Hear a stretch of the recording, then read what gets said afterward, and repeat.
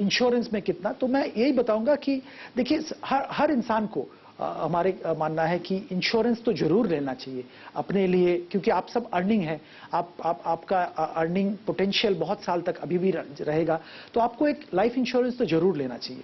Now life insurance बहुत सारे तरीके के होते हैं, बहुत सारे कंपनीज मार्केटिंग करते हैं, यूलिप प्लान है, मनी बैक है, टर्म पॉलिसी है।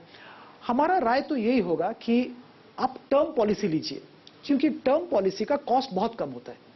आपको अगर 1 लाख रुपए का टर्म पॉलिसी लेना है, अगर आपका उम्र कम है, तो मे भी 500-700 हजार रुपए में आपको 1 लाख रुपए का लाइफ कवर मिल जाता है। तो यू कीप टर्म पॉलिसी, और आपको जो निवेश करना है वो म्यूचुअल फंड के जरिए निवेश करिए, क्योंकि अगर आप लाइफ इंश्योरेंस पॉलिसी के थ्रू निवेश करने का सोच रहे हैं वो थोड़ा कॉस्टली हो जाता है, unless you plan to remain invested for a long time. जैसे कि हम बार बार बोल रहे हैं, अगर आपका 10-15 साल का नजरिया है इन्वेस्टमेंट के लिए, तो आप यूलिप लीजिए, यूनिट लिंक्ड इंश्योरेंस प्लान, तो इंश्योरेंस भी आपका हो गया, इन्वेस्टमेंट भी हो गया। अगर उतना लंबा नजरिया नहीं है इन्वेस्टमेंट का, तो आप लाइफ इंश्योरेंस टर्म पॉलिसी लीजिए और म्यूचुअल फंड में बाकी रकम निवेश करिए, जितना आप निवेश कर सकते हैं। सुदीप, इन्होंने शुरुआत में एक बहुत अहम बात कही थी कि ज्यादातर लोग जब स्टार्ट करते हैं अर्निंग, तो पहले अपनी इन्वेस्टमेंट होती है टैक्स प्लानिंग के लिहाज से। तो उस लिहाज से भी अगर हम जानकारी चाहें तो ऐसे कौन से, जैसे पुराने जो हमारे विकल्प होते हैं कि पीपीएफ में डाल दिया, अगर टैक्स प्लानिंग के जो अलग अलग विकल्प हैं उसकी अगर जानकारी दें। जी, एक देखिए, मेरे ख्याल से सबको अभी टैक्स का तो जानकारी है।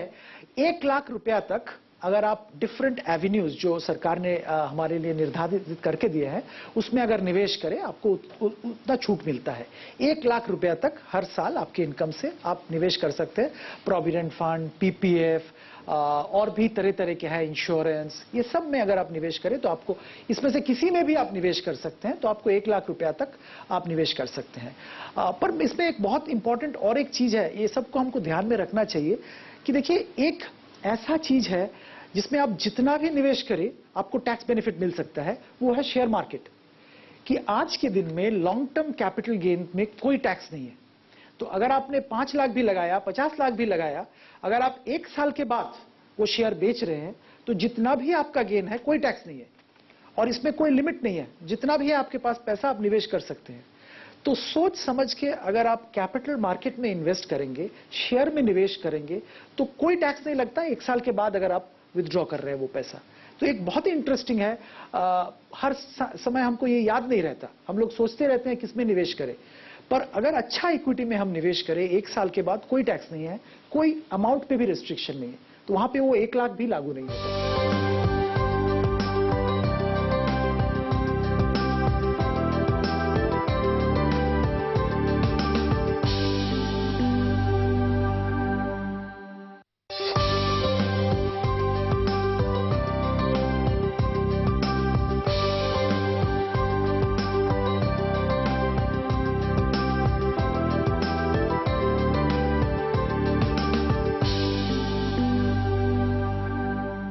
ये जो इक्विटी लिंक सेविंग स्कीम्स होती है, म्यूचुअल फंड का एक जरिया जिसके जरिए आप टैक्स सेव कर सकते हैं और इक्विटी का भी फायदा उठा सकते हैं, अगर उस स्कीम्स के बारे में जानकारी दे दो। ये मैं actually I missed out this. बहुत सारे म्यूचुअल फंड्स ये इक्विटी लिंक सेविंग्स प्लान्स लाते हैं, उसमें अगर आप निवेश करें तो वो 1 लाख रुपए लिमिट के अंदर आता है, पर आप इस इन्वेस्टमेंट के जरिए कैपिटल मार्केट में पार्टिसिपेट करने का अपॉर्चुनिटी आपको मिल रहा है। तो वो स्कीम में जितना भी आप निवेश करें उतना आपको टैक्स बेनिफिट मिलता है, बट ये आपका वो ओवरऑल 1 लाख रुपया का जो लिमिट है उसी के अंदर आता है। और कोई सवाल? I just read in the paper long back that एक शेयर को भी वेरियस यूनिट्स में वो लोग ब्रेक करते हैं, where I mean if a equity costs about $1,000, so it is broken into 10 units of 100 each, so that more persons can access it. I don't know. I mean, probably my knowledge might be wrong. I've just heard about this. The unit price ki unit split. It's split. Yeah, that's right. Yeah. And the second question is, see, everybody goes for loans nowadays because when you buy a property or something, it's very high price which you can't afford. So you go for loans. So I just want to know कि जब मैं investment करती हूँ and I'm taking a loan, so whatever, I mean, apart from the जो भी मेरा consumption होता है for per month for my for my home consumption, उसके apart कितना % I should take a loan and कितना % I should put in the investment? Shares, actually some of the companies, see every share has a face value, मतलब 10 रुपए की share होगी. So वो basis में अगर वो 10 रुपए के शेयर की भाव है 500 रुपए, so you pay 500 rupees for getting one share.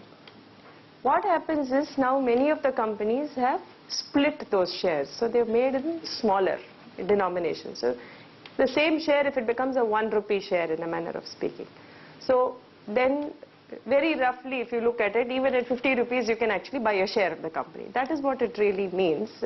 So when a company unitizes or makes it a very small face value, then you are able to buy a smaller value for each of the shares.